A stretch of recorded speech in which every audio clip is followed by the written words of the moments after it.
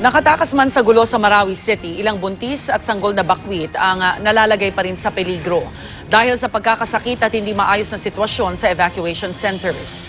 May ilang sanggol nang binawian ng buhay. Narito ang unang balita ni Victoria Tulad. Exclusive.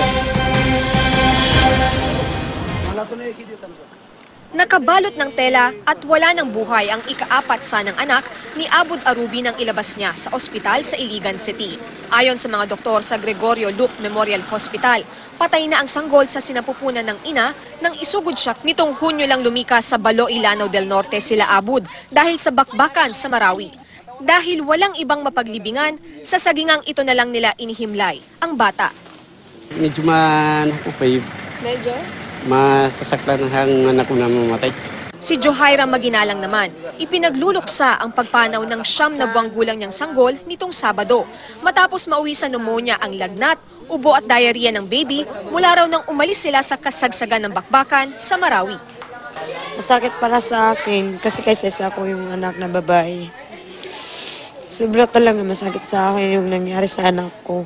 Batid ng NGO group na Oxfam Philippines ang peligrong kinaharap ng mga buntis at sanggol sa pagtira sa mga evacuation center. Kapag ang mga babae daw ay manganganak na, yung isang ating paa ay nasa sa hukay, napakatotoo nun. Lalo na sa panahon na emergency, no? Congested ang ating mga evacuation centers. Kapag sa panahon na malamig o kaya mainit na mainit o kaya may lamok, no? Delikado ito para sa mga baby. Kaya nga sabi ng Oxfam, dapat mabigyan ng sariling kwarto ang mga buntis at sanggol sa evacuation centers. Kailangan ding matiyak na mabigyan sila ng masustansyang pagkain at malinis na tubig. Ang DSWD at DOH, pag-aaralan daw kung paano maiiwasan ng infant mortality sa mga internally displaced persons o IDPs. Very alarming talaga yan. Nagkaroon tayo ng directives sa Department of Health na tingnan nila yung mga buntis nating mga IDPs at tingnan nila kung kilan mga anak. Maaari naman daw makatanggap ng burial assistance ang mga namatayan.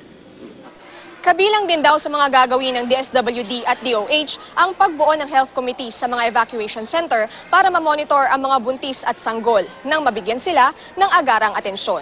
Para sa unang balita, Victoria Tulad, reporting.